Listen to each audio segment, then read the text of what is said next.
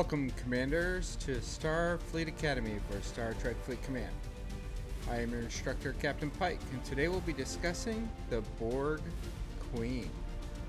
The Borg Queen was introduced into Star Trek Fleet Command with the February 2023 arc, Assimilation Part 2.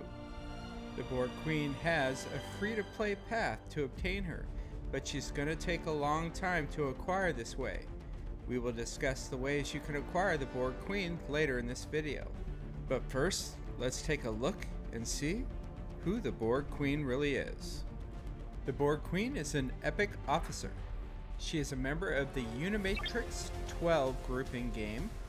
Her race: I am the beginning, the end, the one who is many.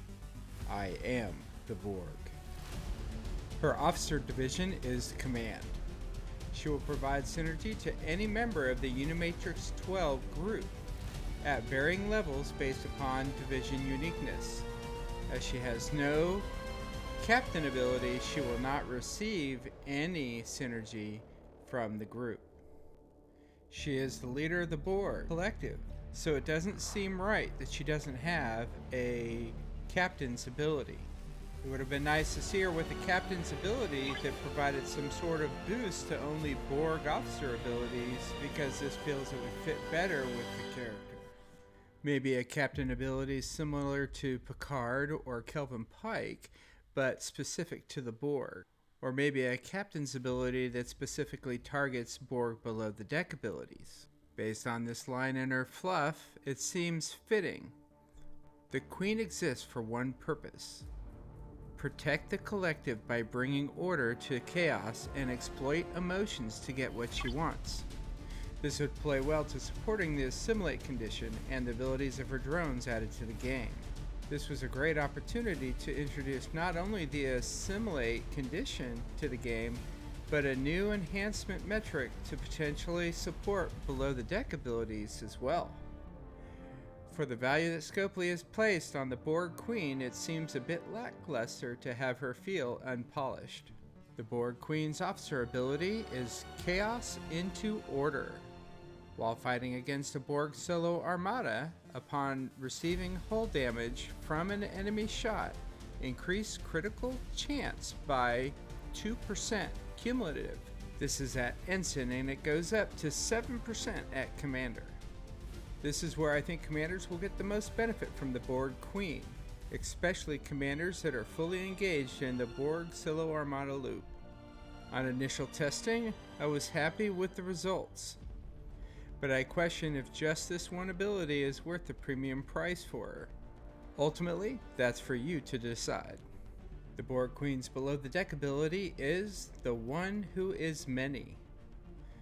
This is a PvP ability, and it reads: while fighting a player's ship with Assimilate, Borg Queen increases the ship's armor piercing, shield piercing, and accuracy by 150% each round cumulative. This ability will go up to 500% at Commander.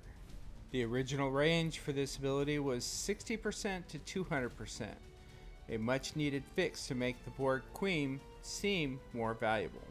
You'll want to keep the following in mind: that her below the deck ability is 100% dependent on something else applying the Assimilate condition.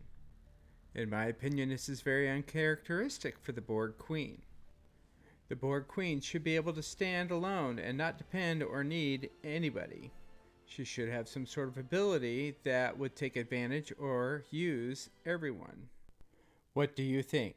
Do you think Scopely hit or missed the mark on the Borg Queen's abilities? The Borg Queen's traits are assimilated, ruthless, and intimidating. At the time of making this video, there are 6 ATAs that require the assimilated trait. There are 5 that need the ruthless. 2 of them, however, are for operations 50+, and there are only 2 that take the intimidating trait. None of these use dual traits from the Borg Queen. So if you use her, you will not get maximum yield for the traits if you invest trait XP into her. I would give her a low rating for interest in using her with ATAs. So let's put the Borg Queen to work and see how she does on the 2 activities she can do best. First, let's see how she does against the Borg solo armadas. Chaos into order. Since we can't run Borg Queen as captain because she has no captain ability, we're going to want to leverage her synergy against another officer.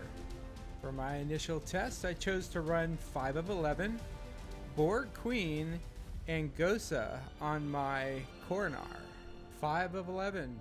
Her captain ability, weaponry, is irrelevant. 5 of 11 increases the shield deflection, armor, and dodge by 200% the total health of all officers on the ship. Her officer ability, you will be assimilated. 5 of 11 increases the amount of resources dropped from hostiles by 80%. The Borg Queen brings her officer ability, Chaos into order. While fighting against a Borg solo armada, upon receiving hull damage from an enemy shot, increase critical hit chance by 2% cumulative. This is at Ensign and goes up to 7% at Commander.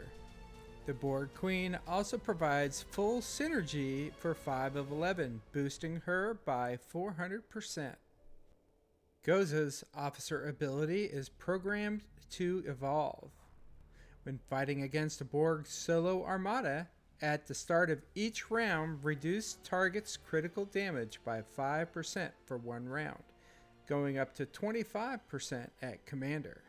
Goza also provides synergy to 5 of 11, but only at 200% because he is the same division class as 5 of 11. As an alternate to Goza, you could run 6 of 11. His officer ability is defenses are irrelevant. When attacking an armada target, every time the ship is hit the opponent with a weapon attack, 6 of 11 increases the accuracy, armor piercing, and shield piercing of the ship by 5% of the total attack of all officers on the ship. This ability is cumulative. At Commander, the percent increases to 40. Another officer we can consider is an officer released at the same time as the Borg Queen. This is Dazok. He will provide full synergy to 5 of 11. His officer ability is Choke Point. While fighting against a Borg solo armada, increase all officer stats by 10% for the duration of combat. At Commander, this will increase to 50%. And another Borg officer that most of us might have that would work well is 7 of 11. His officer ability is Strengthen the Unimatrix.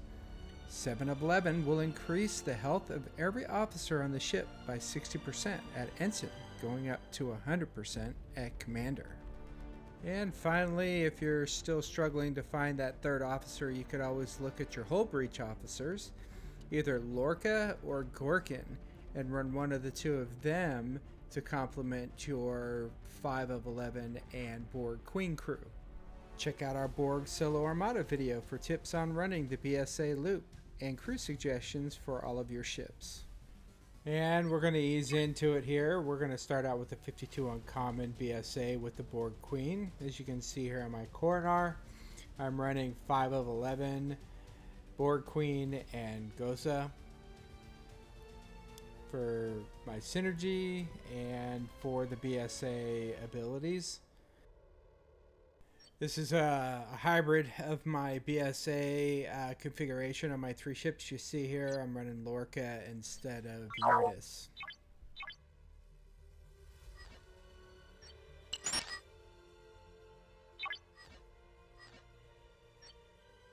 And we'll get all 3 ships in the circle. Now the reason I chose a 52 to test this out is because I can run 52 regular BSAs and rare BSAs without actually having to run any kind of buff.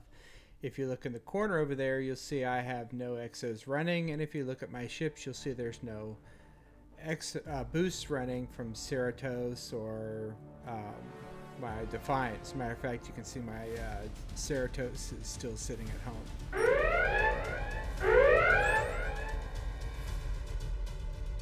And there we go. We defeated the 52 uncommon. I'm actually looking at my ship's hull health. I'm pretty impressed. Happy with where that ended up. Just looking to try and kick off another one real quick. So I'm scanning through, but let's get past this and take a look at some logs.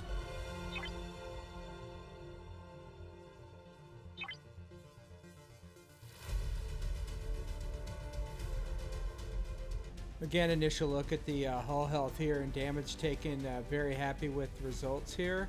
I was hoping my Katinga was going to be able to survive without losing all of its shields, and it did. This is important because I had removed Eurydice from there, but the Tinga did very well. Wow, battle only lasted 4 rounds. You see Gosa fired off there for 7% crit damage. I don't see the Borg Queen in here yet. We'll kind of sweep down through here. I'm going to take my time going through this so we can read it pretty clearly.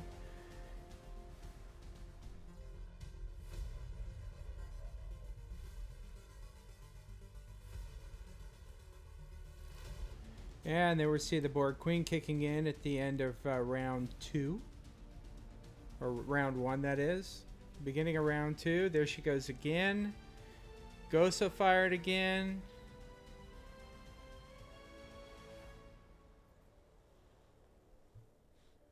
Really putting out some damage. There's the Queen again.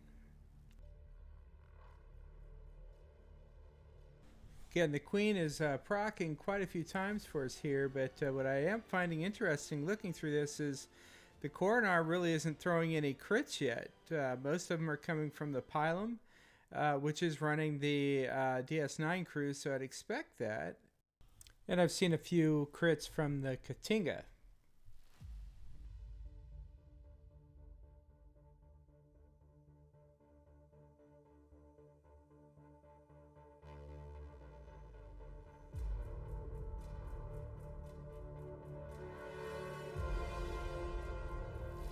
Alrighty, rolled into round 4 of the battle log. So far, the Coronar I really only have seen, there she's starting to fire, but up until now she'd only really kicked out 2 crits, so round 4 she's stepping up here. Alrighty, let's give a 53 rare run now. Little interesting on the 52. You know, the Borg Queen works a lot like Khan does when it comes to crit, so it took her a while to spin up. So let's see what kind of results we get on a 53 rare with the Borg Queen setup.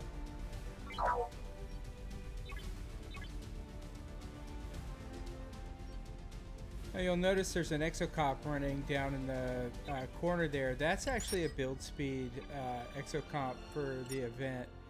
So if I was normally running exocomps for a solo armada or any armada, you would see probably 2 or 3 of them over there. I like to stack them a little bit. So usually I'm only running exocomps on armadas where I really need them.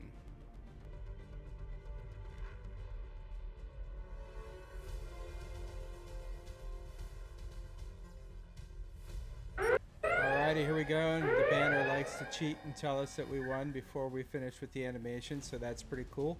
As you see there, I actually lost my Katinga, which is kind of what I expected. Again, Eurydice isn't on there, so not surprised to see her fall. Let's head into the battle logs and see what we did here. So.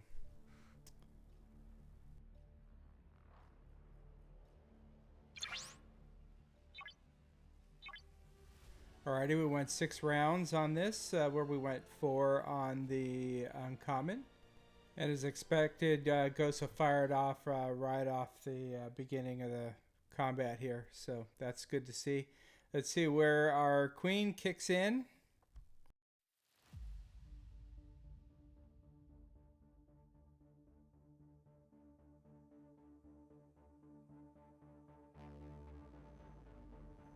And there we go, our Cornar took a hit, and sure enough, the Borg Queen fired. So, took a couple hits, so she did trip twice. There's Gosa going off again.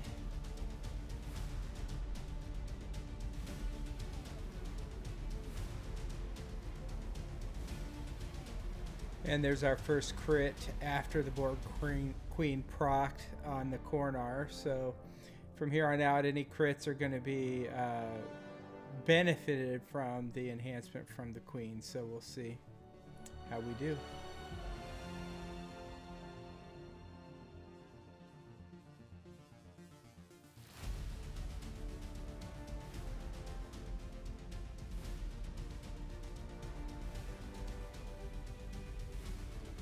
And we're looking for the Queen. There she is. Twice. So that's good.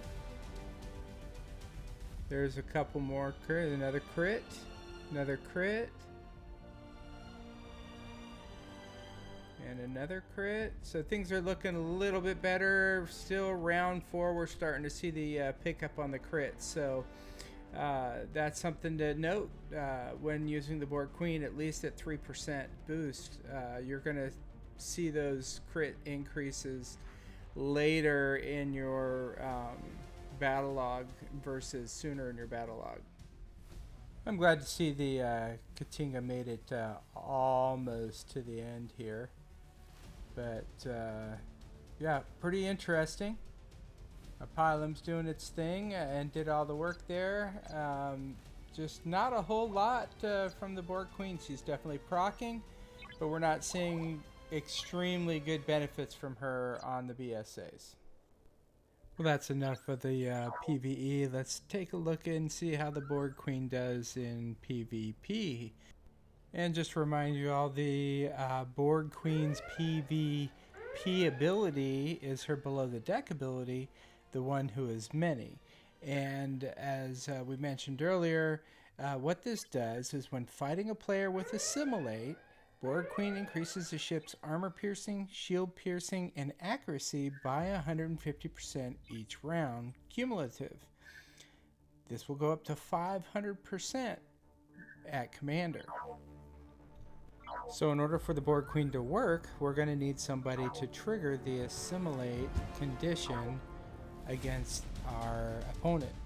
To do this, we have put below the deck Dazok. His Assimilate ability is at the start of each round. If the opponent's full health is below 95%, Dazok has a 45% chance to apply Assimilate to it for 4 rounds. While the ship is affected by Assimilate state, officer abilities have their effectiveness reduced by 25%. So now with Dazok in the loop, we've added another condition we must meet before we could actually proc the Borg Queen. So what are all those conditions again? Well, let's look at it backwards. With Dazok, we're going to need to have a ship with a hull health of less than 95% of its hull health left in order to get him to proc. Then he has anywhere from 40 to 70% chance to apply the Assimilate condition, depending on what level you have him at. So what does this mean when we do PvP against bases with the Borg Queen and Dazok below the deck? I found in testing is that most of the time Dazok would not proc, and therefore Borg Queen wouldn't proc. And the reason is because of the conditions of the base. And so there are some things that we need to consider if we want to try and leverage them for base cracking crew. How many ships are docked at the base? No ships means that Dazok is not going to proc because we need a ship below 95% hull health in order for him to trigger. How big are those ships? Again, a ship is going to have to survive the initial attack and in order for Dazok to proc, because we need to get that ship under the 95% hull health. We also need to consider the crews that are on those ships, because the crew configuration obviously is going to impact the survivability of those ships when you hit them. So as far as bases go, unless you're trying to break a whale, I'm not sure you're going to find much value in running the Assimilate crew with the Borg Queen below the deck on your cracking ship. Ship to ship is another story. Initially, I don't see the Borg Queen in the Assimilate condition being a strike team killer.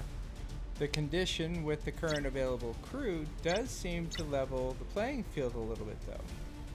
In every PvP log I reviewed, Dazok did not trigger until at least round 2. And this is what we expected based on Dazek's below the deck ability description. And in many cases, he wasn't tripping until round 3 or 4. This will give your opponent's strike team opportunity to spin up their abilities. But once Dazok does trigger the Assimilate state and Borg Queen and Dazek's abilities activate, your ship has a fighting chance to turn the tides of battle. You can see this result in the battle log that's playing, and you will see it in your logs if you review them. So how do we obtain Borg Queen shards? Since she was featured in Assimilation Part 2 ARC, there were several opportunities to get a few of her shards here and there.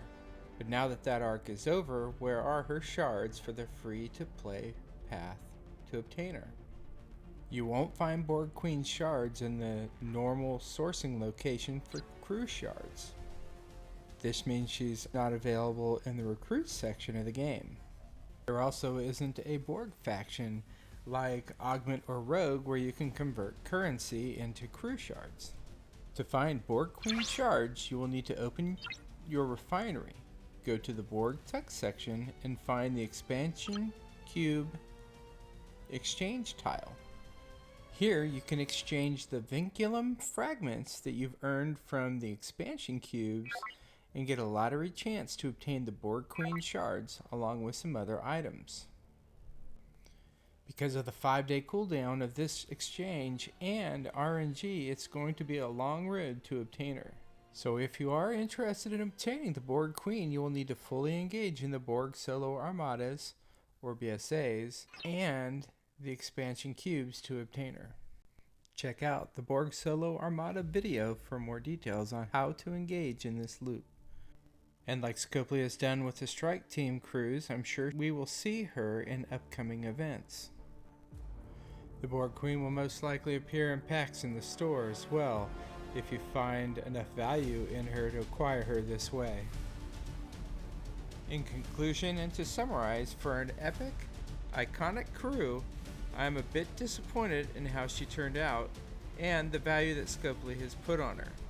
I feel that Scopely has overvalued her for the abilities she brings in game. Scopely did increase the stats on her and Dazok a few days after release to improve the performance of the officers. But just the fact that she is dependent on another resource to even use half her abilities adds to the cost of acquisition. For example, in game as it is right now, you will need both Borg Queen and Dazok to be able to use Borg Queen's PvP below the deck ability. So this means not only do you have to purchase the Borg Queen, but you either have to acquire or purchase Dazok as well to be able to leverage the below the deck abilities. As time passes, we will see how she holds up and if she improves as new crew, ships, and potential triggers to activate the Assimilate ability are introduced into the game. Come visit us at our website and join us for further discussion on our Discord server linked in the video description. We hope we earned your thumbs up on the video and your subscription, and as always, we appreciate your sharing and comments.